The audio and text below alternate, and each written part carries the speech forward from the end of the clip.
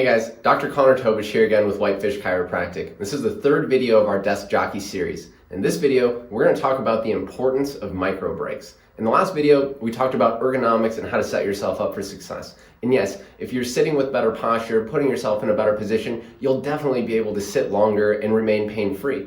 But even if you sit with perfect posture, eventually it's going to become uncomfortable. We really need to deliberately move the joints and tissues of our body in the opposite direction and through full ranges of motion, give ourselves that movement variability to stay pain-free. We usually tell our patients here, we don't want you to go longer than 30 minutes without taking a little micro break.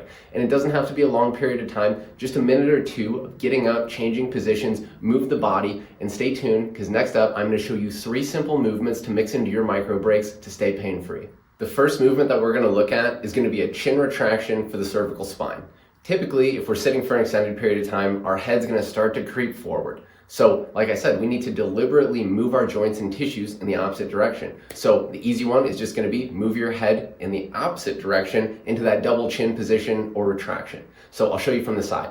You basically just get into a good tall position or posture, and then you're going to retract straight backwards, give yourself a little pressure, and then come out of it. You'll notice that there's a spongy space between where you can get when you retract back and where you end up when you add that pressure. Each time you want to get to that end range. On each of your micro breaks, mix in 5 to 8 reps of those chin retractions. Second movement for your micro break is going to be a standing lumbar extension or the old man stretch. So we'll have you take your hands, put them right at about your belt line, and then you're basically just going to extend backwards, push some extension into your low back. You can move your hands up into your lumbar spine a little bit, kind of all throughout this region of the low back. Right? Shoot for 5 to 8 of those on each of your micro breaks.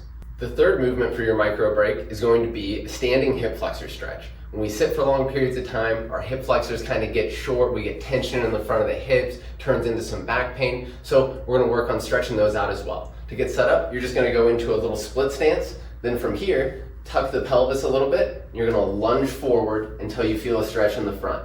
Hold for a second, come back. I'd shoot for 5 to 8 on each side.